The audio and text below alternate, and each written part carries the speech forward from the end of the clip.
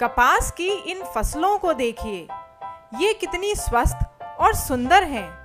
अरे पिछले साल तो हमारे गांव के जोगिंदर और राजेश ने कपास की खेती से इतना मुनाफा कमाया कि अपने लिए बड़ी बड़ी गाड़ियां खरीद लीं। मगर सालों पहले एक बार कपास की फसल लगातार खराब होने लगी। किसी फसल में उखेड़े की समस्या तो किसी कपास की फसल में फूलों और टिंडे के सड़ने की समस्या या पत्ते खराब होने लगे। कपास के किसानों की ये हालत राजा से देखी ना गई, तो वो समस्या का हल ढूंढने के लिए एक तपस्वी के पास गया। तपस्वी ने राजा को कुछ मुखौटे दिए, यानी मास्क, और कहा कि सभी किसानों में यह मास्क बांट दो और उन्हें कहो कि इन्हें अपने कपास के खेतों में लगा दें। पहले तो किसानों को लगा कि मास्क से क्या होगा, क्योंकि हमारी समस्या तो इतनी बड़ी है कि किसी भी दवाई का असर ही नहीं हो रहा है। लेकिन फिर भी सभी किसानों ने अपने खेतों में वो मास्क लगा दिया। उस रात किसी किसान को नींद नहीं आई।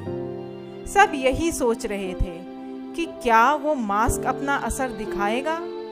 सुबह होते ही सभी किसान अपने खेतों में गए और देखा तो सबके खेतों की शक्लें बदली हुई थी। कपास की फसलों के सारे रोग खत्म हो गए थे और फसलों में हरियाली छा गई थी।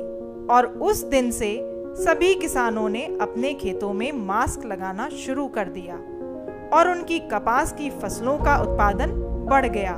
दोस्तों, आपको पता है वो मास्क है हारू। यही है आपकी कपास की फसलों का सुरक्षा कवच। हारू जापानी तकनीक से बनाया गया एक ऐसा उत्पाद है जो दोहरी प्रणाली से काम करता है। कपास की फसल को रोगों से बचाता है और हरियाली लाता है। बात तो ठीक है हारू जी, लेकिन मुझे तो फफूंद के उखेड़े ने बहुत परेशान किया है। फसल ऐसी मुरझा जाती है जैसे कि जान ही ना हो।